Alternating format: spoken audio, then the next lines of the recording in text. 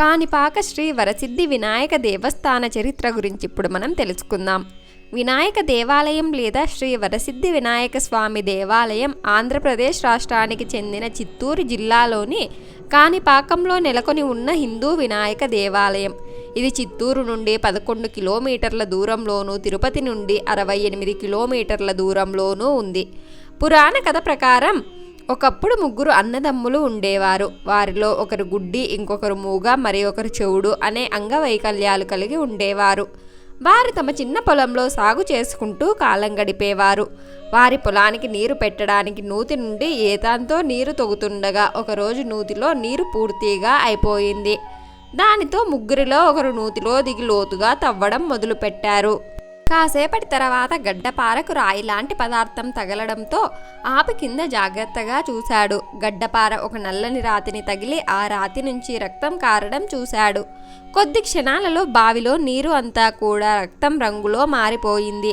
మహిమతో ముగ్గురి అవిటితనం పూర్తిగా పోయి వారు పరిపూర్ణ ఆరోగ్యవంతులుగా మారారనేది స్థానిక కథనం. ఈ విషయం విన్న చుట్టుపక్కల గ్రామస్తులు తండోపతండాలుగా నూతి వద్దకు చేరుకొని ఇంకా లోతు తవ్వడానికి ప్రయత్నించారు. వారి ప్రయత్నం ఫలించకుండానే వినాయక స్వామి వారు స్వయంభు విగ్రహం వలె నీటి నుండి ఆవిర్భవించింది.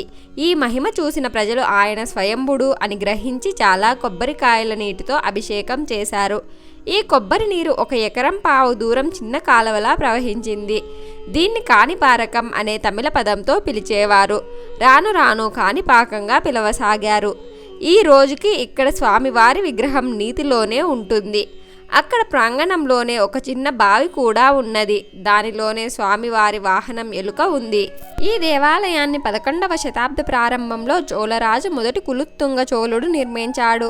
1336 తర్వాత విజయనగర సంస్థాక చక్రవర్తులు దీనిని అభివృద్ధి చేశారు. ఈ దేవాలయం ఆంధ్రప్రదేశ్ దేవాదాయ శాఖ ఆధ్వర్యంలో ఉంది.